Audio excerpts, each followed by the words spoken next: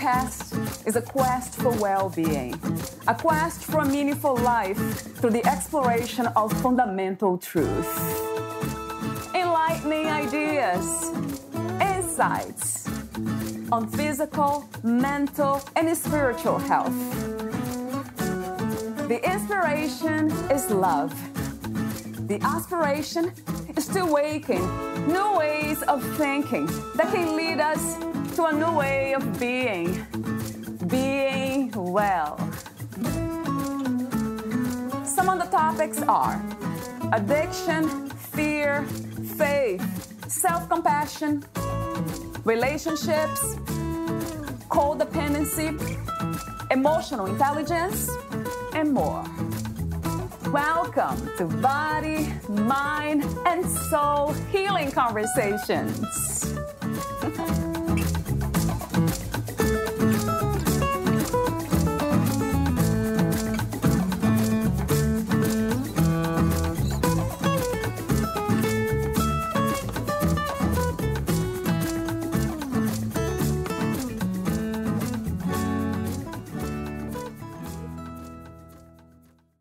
If you have ever dieted for more than a few days, you know why diets fail in the long run.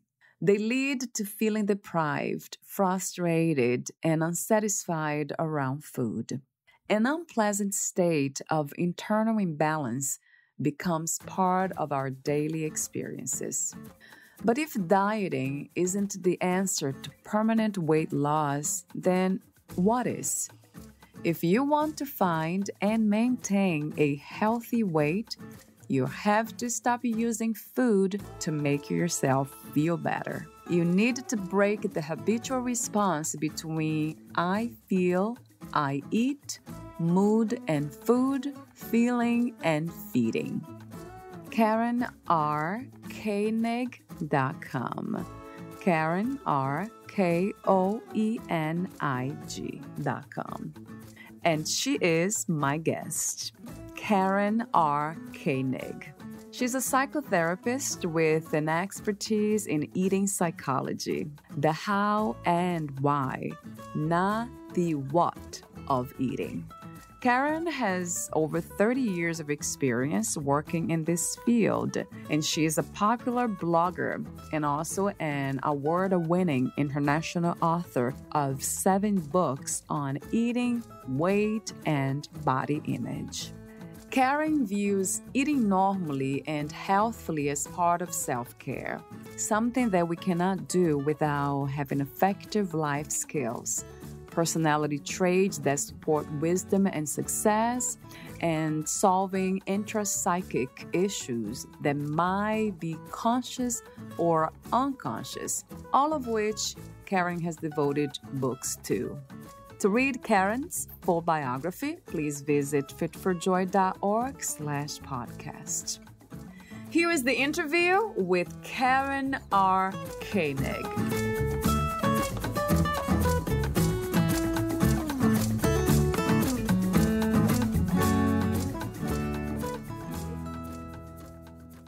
In your own words, who is Karen R. Koenig?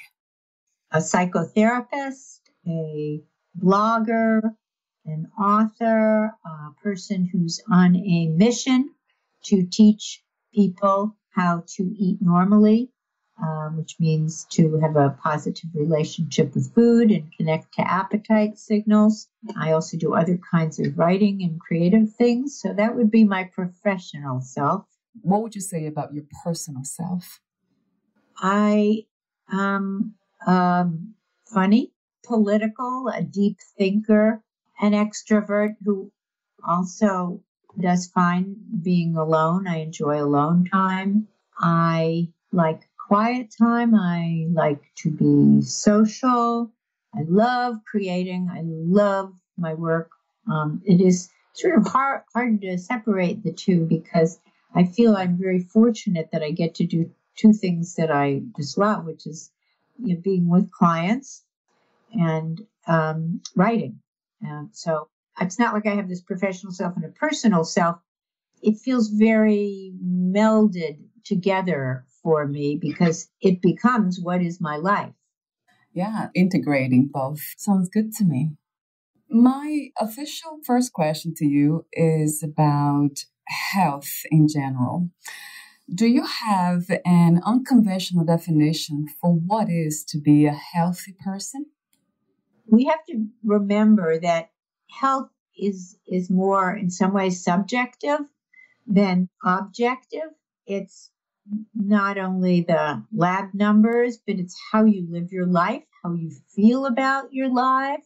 In fact, just to give you an example, I take dance classes, and there's a woman in my class who has stage 4 lung cancer who is just vibrant and alive, and she lives every minute. I mean, I don't see her all the time, I see her in class, as opposed to people I know who are actually quite what we would call healthy. And there's just no spark there. There's no joie de vivre. To me, health has to do with your physical condition and your mental slash emotional condition. Yeah, that makes a lot of sense to me. Where does food obsession or food addiction lead us? Not to a good place, I can tell you that. On the one hand, I say that I sort of glibly, but I would say that the resolution of it, or the recovery from it, leads us to our best selves and our best lives. So it's like a door opening, because eating problems are not just about eating.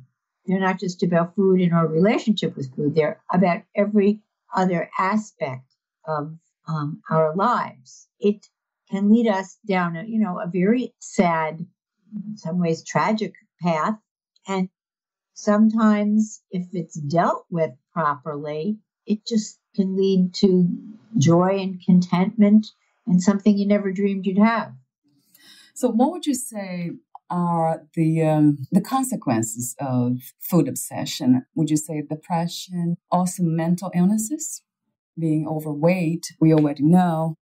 I think that some of these things are there beforehand. So I would say that probably 100% of my clients, and I've been doing this for over 30 years, so I've seen a lot of clients, they come in with an underlying anxiety problem, depression, OCD, PTSD, some bipolar. And like with other behaviors, they use food to medicate it. That, of course, can exacerbate their depression or anxiety, because then they have negative feelings about themselves or their place in the world and their values. And round we go. Being mentally obsessed with anything is a really awful feeling. I'm a half a lifetime recovered from chronic dieting, overeating, binge eating, about a year and a half of having bulimia. As I tell clients, there's just about nothing they can do in any of those areas that I haven't done before. Just being obsessed about anything takes you away from the present moment. It puts you in some altered state that is only going to cause you pain. And that's really great that you have personal experience, so you know what other people go through. It's a good meld for me of the personal and the professional. You just mentioned the present moment. What is to be in the present moment? I would say aware with your senses and with your heart, with your thinking, to just be wherever you are. Wow. Is it possible? For brief periods of time. Is it possible to stay there forever? I don't think so. Um, I can't speak for monks and people who are really trained in meditation, but for probably the people in your audience and most people, no, that's not attainable, and that's not even the purpose of it. It's to spend as much time there as you can and to be aware of that's where you want to be. There's only, most people don't even think about not being in the present. It wouldn't occur to them. They'll go through their whole lives and never think of it. So if you can think of it and then gradually spend more time in the present moment, that's a triumph. Yes, I would say so. I heard it's about not being in the past or the future, embracing everything that's happening now. But also, that sounds to me like concentration, because some people are very good at it. Concentration and focusing, because they're so interested in whatever they're doing in this moment that they will stay here. But what about when this moment brings us pain? I think that's the real test, to be present, right, with everything. It depends on your perception and your set of assumptions. If you assume that you're going to have things that are pleasurable and not pleasurable in life, and you're just going to experience them, which is, as you well know, it's not part of Western culture, not as we've been taught it. If you've been taught that, it's very easy to just float. Well, I can't say it's easy. It's easier to float along and take what comes up. One moment you're, I don't know, sitting in a canoe in the middle of a beautiful lake. It's a perfect day. And, later you come back, you've been camping and you find that your belongings have been stolen. I mean, it's all just life. Being willfully, intentionally willing to experience it all is a huge commitment. To say, I'll show up for myself no matter what happens, not just for the pleasurable things. And we're not taught to do that. We're pulled away from that in our culture. And it makes it much harder to do. But in the end, it really is the best way to live. Yes, if we can experience that and understand, right? Yes, all our experiences. I mean, we have to like them. And, I am not a believer in saying, well, this happened for a purpose. This happens because things happen. And so what can you get out of it? Maybe nothing. But maybe, as you say, maybe it could be a gift or a treasure. But you don't know unless you really experience it. And you don't know at the time. Western culture does this, weird thing of wanting to know, what's going to happen. Is this the right thing? But I heard a quote by someone once. I don't remember what culture, but that people really only understand their lives when they're near the end of it and they can look back and see what everything had to do with everything else. We can't know now. We can only know after it's gone by. And that's why towards the end of the interview, I have some questions to ask you that I ask myself pretty much every day. And I ask everyone I meet. So all my guests, I ask them those specific questions. I'll get there. Talking about being in the present moment and accepting everything and just being present, regardless, like you said, being good or bad, that kind of makes me think about fear. Seems like we're just too afraid of ourselves, knowing ourselves and what life is really about. So what is the purpose of fear? Is my first question to you. The second is, what fears are real and which ones are self-created? Well, I think I will answer, what you're asking, but I'm going to present it a different way. We have an innate instinctual fear mechanism from, that's centered in our limbic system, which is at the top of the spinal cord. And, pretty much all of us are born with it. And then it's nurtured one way or the other. But for most people, if you're out in the woods and a bear charges at you, you do not have to think about it. Your cortisol increases, your breathing becomes harder, and you run. So that's fear. What seems to bother most people, at least the clients that I deal with, and when I look at myself, is anxiety. And anxiety is different. Anxiety is a perception of threat to self. And that comes from an analysis of past activities. So you can see that that's very different than being charged. If you go to a party where people like you and that's anxiety, which is very different from having a bear charge at you. So in my experience, most of what bothers us maybe fear based to an extent, the idea that we're hardwired to want to belong. But let's say the idea of going to a party and nobody will talk to you or people won't like you, you're wearing the wrong thing, you'll say the wrong thing. That's really anxiety based.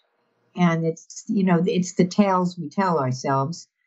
And it's because of our experiences, which is different than what's hardwired. Mm. Wow. So from your own experience, what can get us to the point of erasing or coping with this kind of anxiety?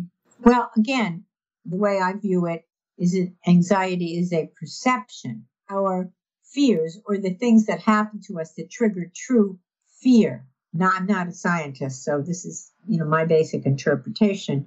The memories are stored in our amygdala, and the purpose of the amygdala is to be a real generalist. And if anything comes close to whatever you experience, let's say, I don't know, you fell off your bike when you were younger and you almost got hit by a car. So that memory is stored.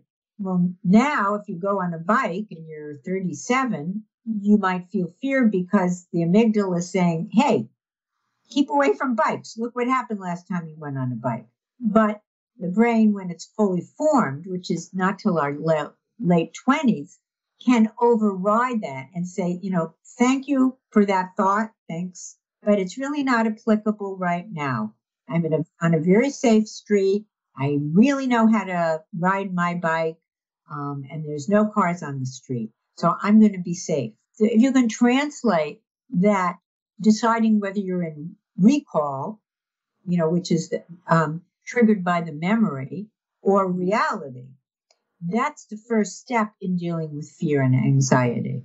And I can talk more about it, but that's the basic way that I approach that with myself and with clients. Right. Wow. That takes a lot of awareness. So I heard that traumatic learning, which leads to PTSD, post-traumatic disorder, that's so powerful, isn't it? Because that's traumatic learning. That's really hard to unlearn. Yes. First of all, for anybody listening, if you have had what are called ACEs, which is adverse childhood experiences, which is trauma, abuse, neglect, the most effective form of therapy, and I think that people who have had traumas definitely need psychotherapy, is something called rapid resolution therapy. And you can look it up online. It's called RRT. There are a lot of RRT clinicians around the country and around the world. So I highly recommend that. It's extremely effective in resolving trauma. And what I was talking about with recall and reality is based on those ideas of Dr. John Conley, who came up with it.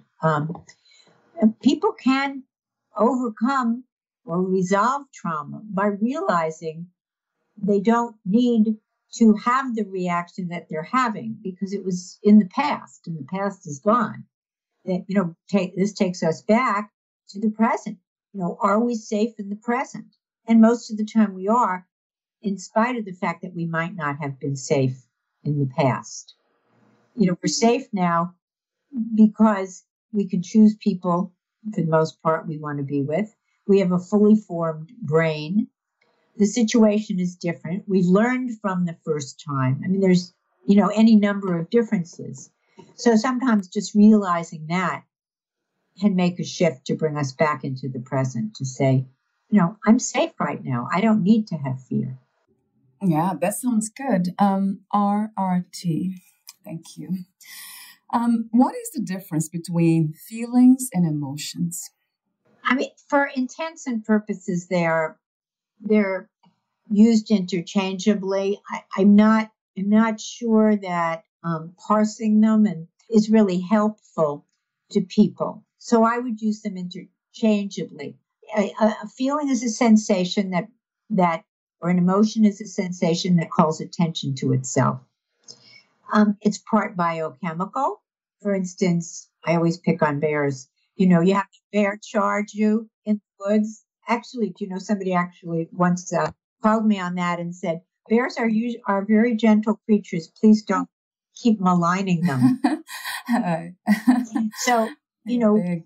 our chemistry starts to work, and that brings on an emotion of fear, then the reaction, flight or freeze or fight. Seeing, somebody you have a crush on walk across the street towards you, that brings on a chemical reaction.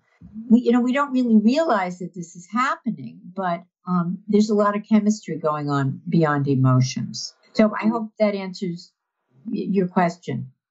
What is the relationship between emotional health and food? That's a great question. People can be generally high functioning and sort of emotionally healthy.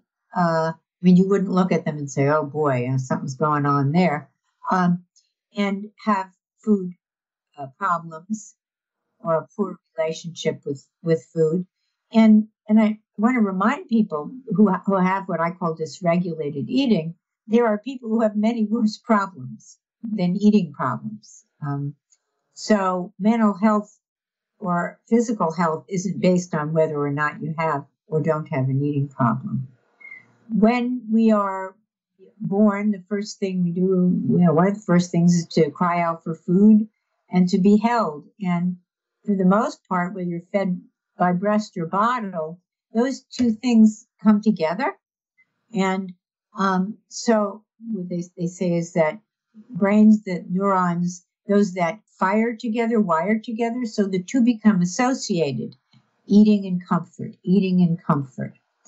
And then if you have a family that does turn to food a lot for comfort, that gets even reinforced more. Certainly our culture and the food industry try to help that along.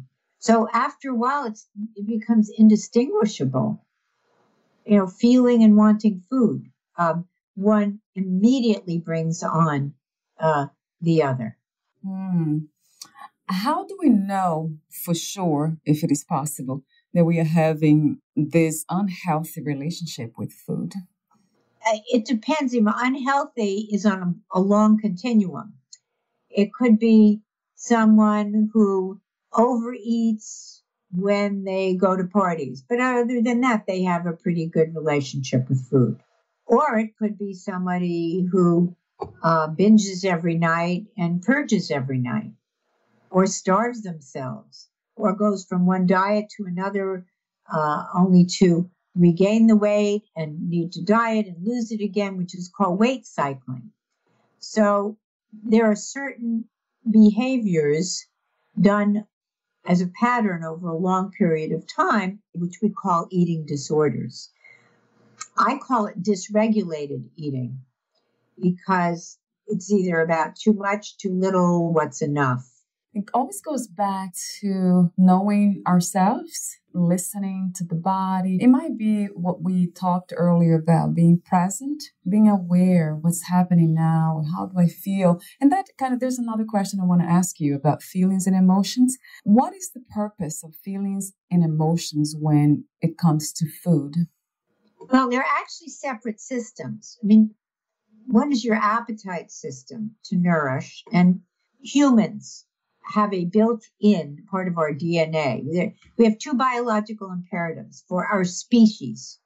One is to reproduce, and the other is to eat enough food to survive.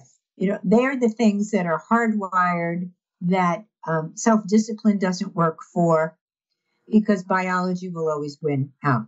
If you think about the difference between the two, that's appetite is very different than your feelings. The purpose of emotions, the purpose of eating is to nourish ourselves enough to survive as a race. The purpose of emotions is the same as senses, to know enough about the environment. Senses help us, and emotions do too, to see whether it's going to cause us pain or pleasure. If you smell a rose, it's wonderful, or any another kind of flower, or the ocean, or the air after a rain, that brings us pleasure. If you're walking barefoot, where I live in Florida, you can get bitten by red ants. That tells you don't do that. Don't do that. Yeah, it hurts, and that's the same as if you have a friend who repeatedly disappoints you and you feel disappointed. It causes you pain. That's telling you don't do that again. So they're very different systems. Emotions tell us, they prompt us to do something to keep us safe, to go towards pain and not pleasure. Food is, it's part pleasure, but it's really there to nourish us. Oh, I agree 100% with that. The only thing when it comes to emotions, it could be misleading in the sense of people with traumas. So yeah, it makes sense to take care of issues that we might have, because if we're traumatized by something, that means we'll be always triggered, right, by association. You mentioned a treatment that work effectively and help a lot of people with traumatic problems and memories. I think that people who are traumatized, there are treatments that help more than others. A lot of the treatments that Good Reasons for Bad Feelings. It's a wonderful book by Randall Ness, I think, Nesse. And he talks about trauma treatments that some of them try to encode by repeating the trauma talking about the trauma over and over again. It encodes it more deeply in our memory. And that's not what we want. Some therapies do that. I don't think they do that much anymore. They understand that we don't want to do that. It's like if you put your hand in the sand, the wave washes over it, and eventually there's no impression. That's what you want, so that you can remember the incident, the facts that happened, without the affect, without the feelings that go along with it. And that's why this idea of realizing, that it is just your brain reacting.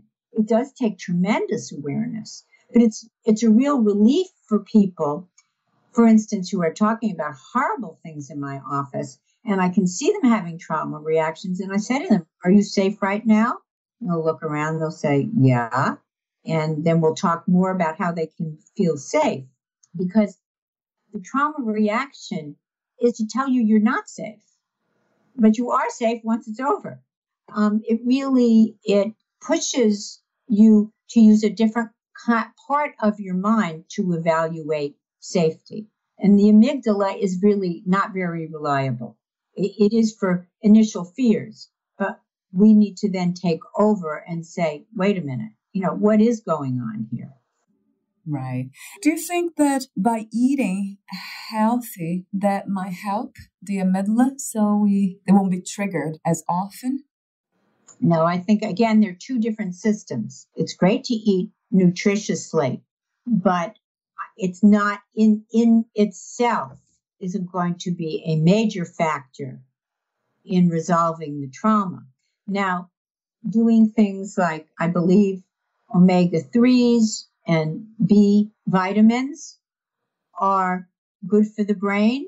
They might help in that sense. But to answer your question, I don't think that there's a direct causation between nutritious eating and resolving trauma.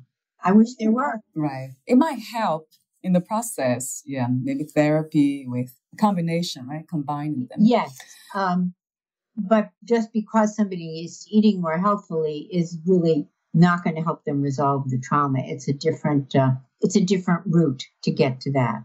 That's true. Oh, I take myself as an example. Yeah, I was doing everything right, exercising, eating really healthy, and I still had problems with my childhood traumas. They were still there, despite of me looking really healthy. What is to become emotionally healthy? Again, there are different definitions of that. Some of the things, again, this is not an exhaustive, complete list.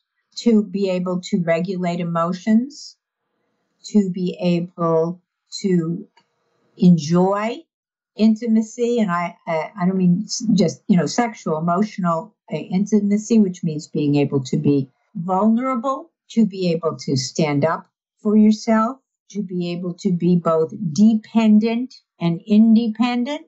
But most people find independence much more comfortable. They're not so crazy about being dependent. And yet, I know in life, to really have a healthy emotional life, we need to be able to do both so that they're value neutral.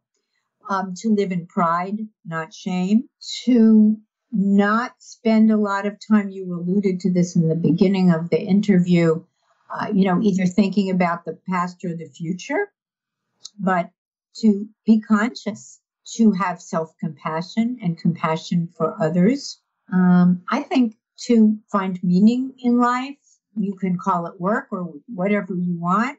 A lot of it, sometimes it's creativity, to be connected to other people, have a sense of community. Those are some off the top of my head. Yeah, I like that very much. Intuitive eating. Have you heard about it? Yes, in fact, it was one of the things that helped me recover from my own overeating and binge eating. It's a movement that's international, and there's nothing new about it. It started, I believe, in the 80s. For instance, the first book I read about it was called Fat as a Feminist Issue. And, oh, God, there's just been hundreds of books written since. It means that you have a system that's hardwired into your body, or it is for most of us when we're born, to know when we're hungry, what we want to eat, to feel pleasure from food, and to stop when we're full and satisfied. I describe those as the rules of normal eating in my first book, which is a book of the same title. That we don't need rules, diet rules, to tell us how much to eat. That our body senses it and says, gee, my body, I feel good with this amount of food, or I feel really awful when I eat that amount of food, or I'm hungry now, or I'm not really hungry, even though everybody else is hungry. My body's saying no. It's so different than our current culture, which is so external, unfortunately, rather than internal. And internal is a lot of what you're talking about. Right. Oh, yes. Self-knowledge and awareness. It goes back to that. Like every time I try to solve any complicated issue of my own, it just goes back to that, being more intuitive. Right. And even the minor ones, or to make sure the minor ones don't become major. Yeah. And I totally agree with you. And I worry when people hear inward, which is the same thing I teach them, that then they think, well, I have to do it all myself. But that's not part of being healthy. Some things, most of us can tie our shoes ourselves. But, when it comes to our car dying on the road, we need to call it AAA or call somebody. So it's having that balance of knowing, when to get the answers from going inward and when to say, boy, I need some help with this. And then melding the two together to take you to your next step. And that's what you talked about before, about vulnerability, knowing that we also need other people. Connection, the human connection is healthy. It's good for us. The more we go inward, in that sense, Karen, the more we expand, and then we reach out to others also in a healthy way. Yes. I think because we become, if I'm understanding you right, I believe what happens is we become comfortable with our own vulnerability, that we can be vulnerable with ourselves and tolerate it and not shame ourselves or get filled with regret. And so if we can do that with ourselves, then we test it out with other people. Yes, I think that does happen. Right. So I'll be asking you my last questions. Now it's unrelated to the subject of food obsession and emotional eating. Do you have something else to say? Just that I encourage people, I invite people to visit my website, which is KarenRKoenig.com, to watch my videos, read my books, I blog 3 times a week, sign up for my blogs, join my Facebook page. Really for people having eating problems, and again, I say this as somebody who was, recovered from, for me, very, very painful eating problems. It really is very doable by stopping dieting, by looking inward, by getting help, by reading about what works long time, which is not restricting food, and paying attention to other parts of your life that haven't developed because of your food problems. So I just hope that everyone can have hope that with the right kind of treatment and experiences, they can become normal leaders. Yeah. Thank you for that. I love what you said. What is your definition of spirituality? Spirituality to me occurs in the brain, that we have experiences that blur boundaries, that create awe in us, make us feel connected to, we call it the universe. We may feel connected to the woods around our house, or a good friend, or our children. To me, that's what spirituality is. It's a wonderful feeling in your brain that translates into exceptional, pleasurable emotions.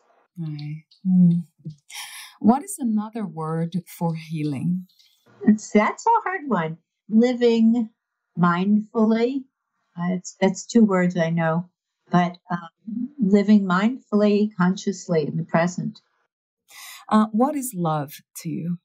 Well, again, it's part chemistry, because we know that when people do brain scans of people who are in love or infatuated. I'll tell you what my mother said when I asked her what love was. Not that I agree with her, but she was a little right. She said, love is the feeling that you feel when you're about to feel a feeling you've never felt before. Oh my God, that's complicated.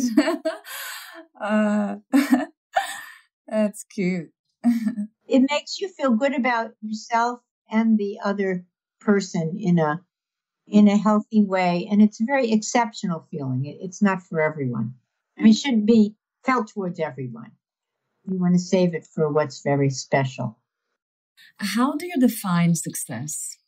It's different for each person. I'm not big on externals. So you want to think, has my life been successful? I would think, have you had a lot of satisfying, meaningful, pleasurable moments?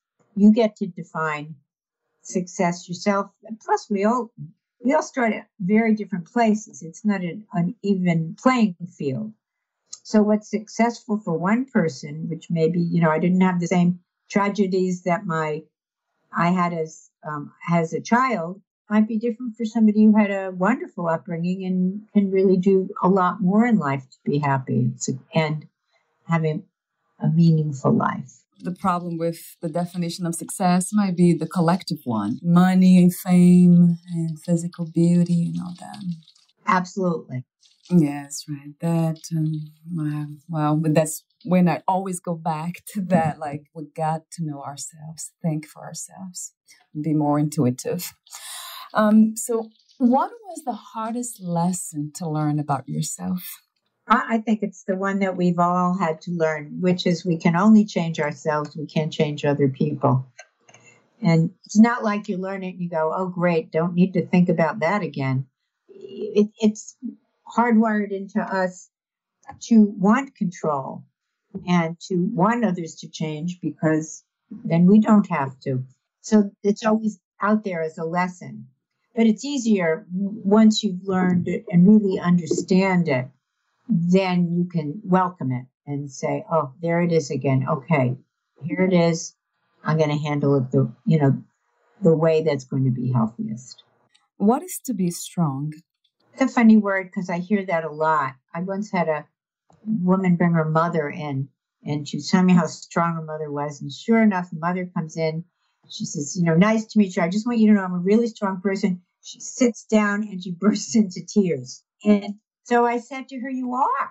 I said, you're really strong to cry in front of somebody that you never met before. So, strength is not what we think. And I think it is, it usually means keeping your stuff to yourself, always succeeding, managing other problems, appearing to be healthy when you're not.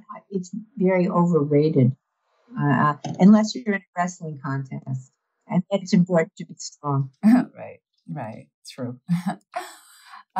If you knew you would die soon, would you change anything about your life or do anything differently? Probably not. I'm pretty happy with my life as it is. I've never been one. I don't have goals. I don't have a bucket list. Pretty much every day is good. Do you believe in life after death? No. Oh, wow. Do you wish for some sort of existence? Nope. This is a good life. When I'm done with it, I will know. And it's just fine that it's like it. I don't get any comfort from the idea of life after death. I get comfort in experiencing life as it is, knowing it's finite for me and everybody. Wow. That's profound, Karen. Very profound. It's not an original thought, however. Well, it's rare, for sure. What are 3 things about life you know for sure? This is my last question. That it's up to me, no matter what happens, to make my life better, that it's my inner world that I'm in charge of, not the external circumstances that dictate how I feel. I'm certain of that. I'm certain that my husband loves me deeply. I'm certain that I just have this one life and that I want to make the best of it. Thank you so much for this conversation. I really appreciate it. Well, thank you for having me. I found it most interesting. And before you go, again, where can we find more information about you, your books, services, and future projects? My website is KarenRKoenig.com. You can sign up for my blogs there. There's a link to my Facebook page. All my 7 books are on there. I have middle of signing a contract for an 8th book, which I hope will come out next year. I practice in Sarasota, Florida. So I do in-person and I do teletherapy within the state because I'm licensed only within Florida. If you live in Florida and want to do therapy, you can give me a call and go to my website. That's about it. Thank you so much again, Karen. Thank you. Bye for now. Bye-bye. Bye.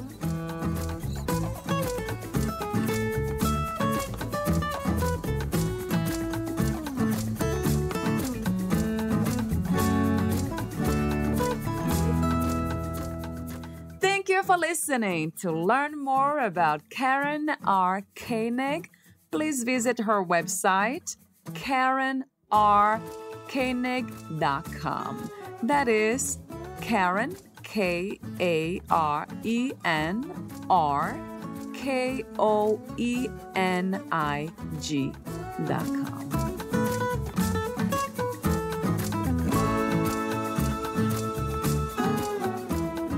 To learn more about this podcast, please visit fitforjoy.org/podcast.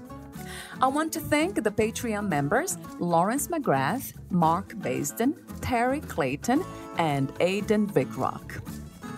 Thank you again for listening, and bye for now.